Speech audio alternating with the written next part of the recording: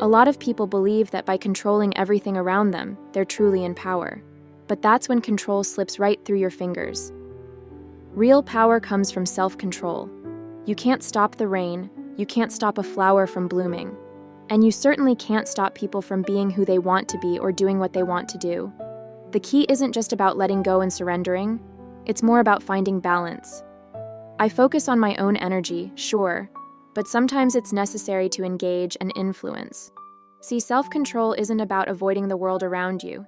It's about choosing when and how to act.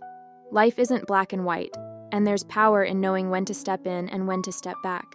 People often say, "You're always so calm, even when life seems to be falling apart." And yes, I choose not to worry over things I can't control. But that doesn't mean I avoid every challenge or every negative emotion. In fact, negative emotions have their place.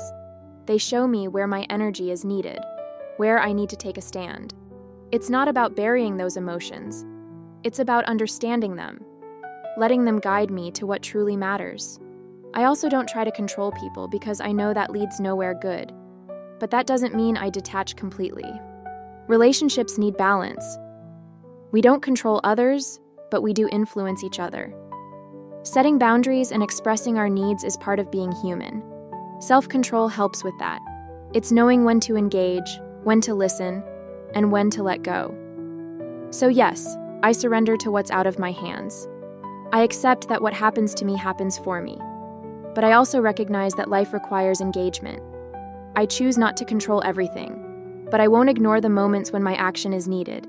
It's about flowing, growing, and knowing that there's strength in both surrender and in taking action.